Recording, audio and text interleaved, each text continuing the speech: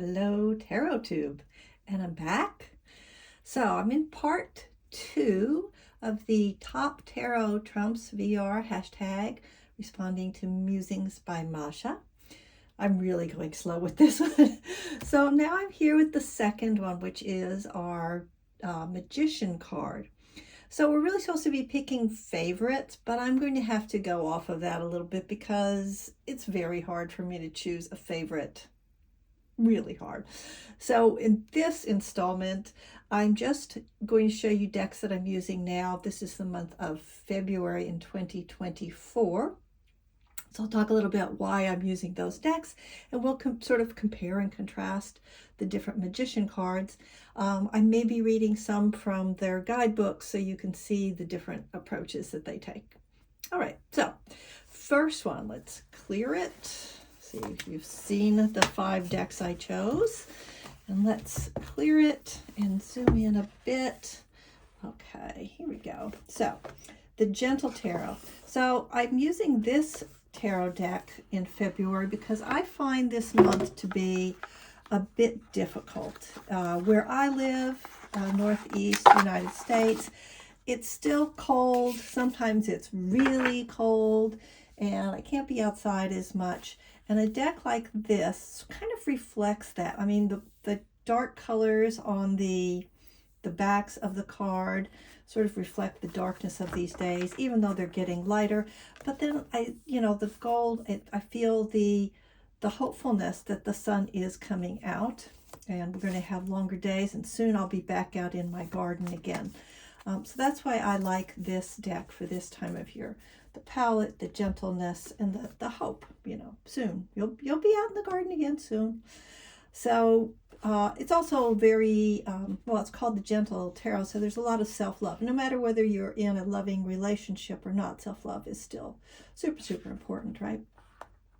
So here's our Magician card. I suppose I should have warned about, there's a lot of nakedness in the cards I chose. Sorry, y'all. Or not sorry. So here she is, and there's so much power here with the fire and the naked, here she is outside, sky clad, and it's probably cold and dark, right? So here's just a bit from, I'm not going to read the whole thing. You can freeze frame and read the whole thing if you like, but I liked how it opened and how it ended. So grounded and expansive from my place of power, I believe in myself. I am miracles manifesting. I know exactly what I want. I am focused and clear. This is a card of action. And then I like this last little bit here where it says, feel that there are no boundaries. We are one. We are all cosmic sparks of miraculous inspiration. And I think she's done a wonderful job illustrating that concept here with this card. So that's one of my choices, one of my 5 choices. I'll put this to the side. Now we'll pick this one. Whoops, move aside, dragons. It's not your turn. So this is the HooDoo Tarot. Now, as a white woman in America, I have some discomfort using this deck. However, I did a study group. Oh my gosh, I'm blanking out. I'll link her channel before. I did a study group with this, and we talked it over, and I was like, okay, I can do this. I am from the South, and I'm like, oh, there's my Texas right there. So, but I chose this deck for the month of February because here in the U.S. and in other countries, I think it's Black History Month or African American History Month if you're in the U.S. So with this deck, wait a second. Oh, there it is. I put it in the book. With this deck, we're talking about a specific person, right? So in the Gentle Tarot, it was a call to you, you personally as the reader or the querent. With this one, although it is a message for you, we have a specific human being. Let me get this out of the way. That's confusing. A very specific human being, Black Herman. And I see, like, I'm a white lady. I say Black Herman and I start to cringe. I'm like, oh, don't say that. Okay, so let's just read a little bit from the book, the Black Herman, the Magician. So it's interesting. The creator of this, I'm not going to say her name because I'll butcher it. So she's using a Bible quote here to get at, for her, what is the essence of this card. Truly, I tell you, if you have faith as small as a mustard seed, you can say this to the mountain, move from here to there, and it will move. Nothing will be impossible for you. Matthew 17:20. So then we go on, and this one I am going to read. I think I'm going to read the whole thing, so, you know, have a sip of your comfy, cozy drink, because here we go. So the image is a black hermit, and he's dressed in a tux. Let me get him back up here again. He holds a stick to the sky that says power in one hand and is pointing to a Zulu drum peeking out from a Virginia snake root bush with the other hand. Okay, I'm going to put it down so I can read more easily. Benjamin Rucker, so that's his given name, aka Black Herman. His dates are 1892 to 1934. Was one of the most famous Negro magician in the history of the United States. He adopted the name Black Herman to pay homage to two fellow black magicians he admired, Prince Herman and Alonzo Herman. Black Herman's charismatic personality, illusions, and resurrections, that was in quotes, after being buried alive, made him a national sensation. So that would have been one of his magic tricks to do that. Where was I? Herman also made a living selling tonics, mail-order occult courses, books, pamphlets, and talismans that were designed to protect its wearer from white supremacy. This is interesting slant, right? So we're calling out a lot of being who you are, as well as protection magic and resiliency, you know, being able to resurrect. Arguably, one of the most interesting aspects of Benjamin Rucker was how he used his platform as an entertainer and hoodoo man to promote his militant black nationalist political beliefs. To further facilitate his mission, Herman decided to relocate to Harlem, so that's in New York City if you're not familiar with U.S. geography, which was also ground zero for devout followers of Marcus Garvey, a very important figure in American history. Herman even claimed that he was born in the dark jungles of Africa and was an apprentice of Zulu witch doctors, reflecting both his acceptance of Pan-Africanist ideology and a knack for clever marketing. But Black Herman was actually a Virginia native who migrated north in search of greater opportunities and an escape from terrorism in the South. He had self-confidence and a strong will to succeed, and that was the magic that made him a legend. So his dates, he's post-Civil War, but he would have grown up in a Jim Crow South, and so he would have been subject to much more sophisticated ways of subjugating Black people in the U.S. All right, and then the meaning she gives. So I'm going to pull this out here so you can freeze this and read it more if you want. So she gives a nice little list of things that you could consider for what this card might mean in this deck.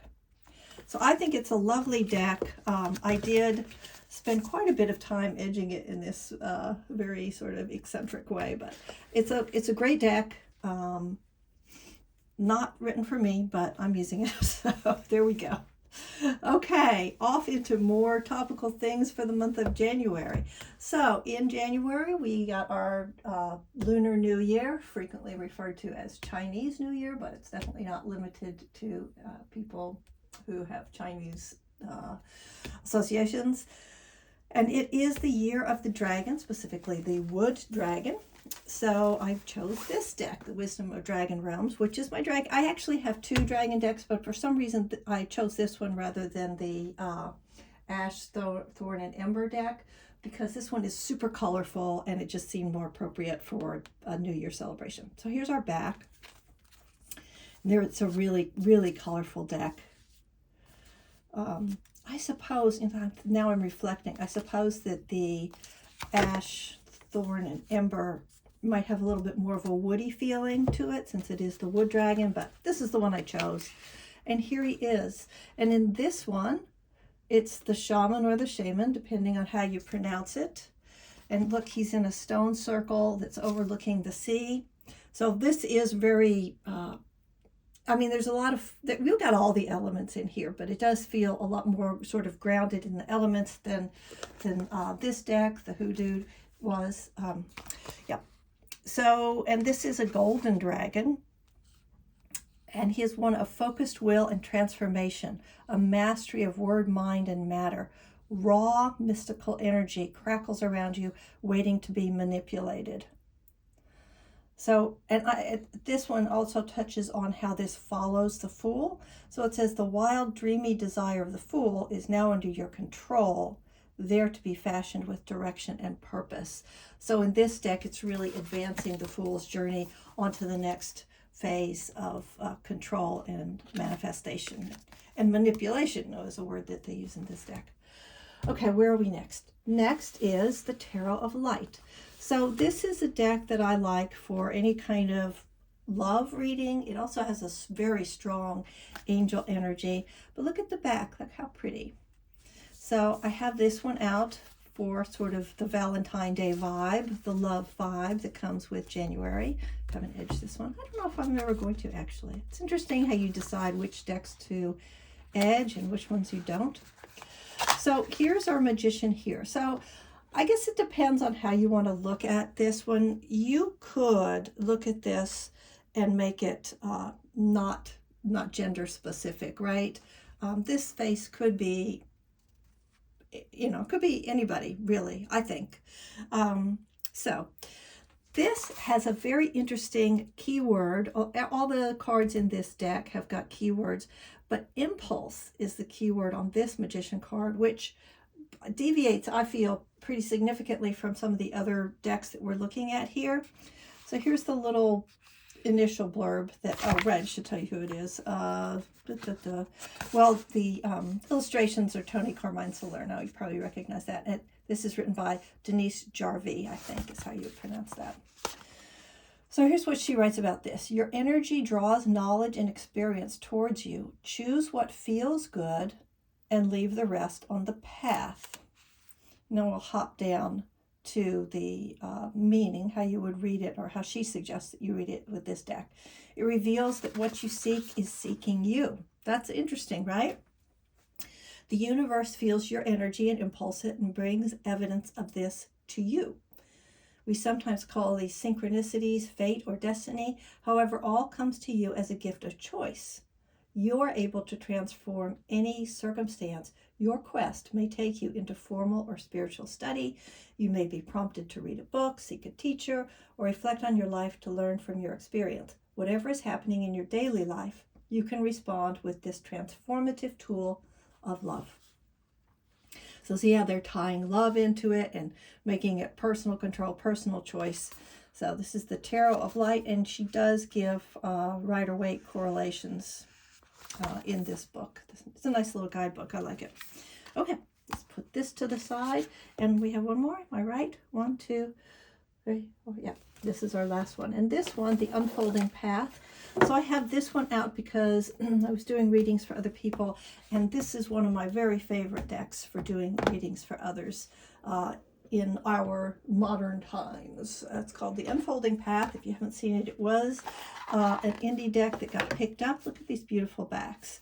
So now you can get it mass market, much more affordable, and it's super divorced. It's super diverse, and I just really like it. I think it's easy to relate to.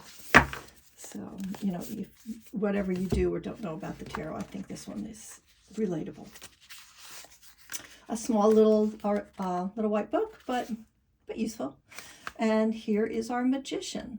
Here I feel like the Magician is definitely more male presenting, and really, a very sort of woo-woo idea about what magic is, but still very, in your hands image. And I like this kind of cosmic, that sort of echoes a little bit the Gentle Tarot one.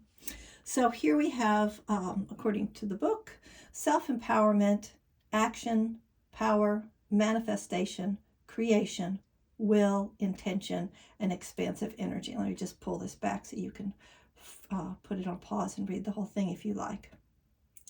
But it does say, with such great power at your fingertips, also comes the awareness that you carry complete responsibility for determining your own fate. The power is yours. Now use it. I feel like that is not a message that you got in any of the other cards.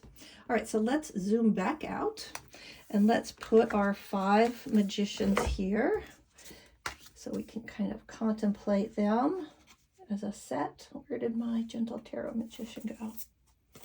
Here we go. I think I put them back too effectively. Where did I put it?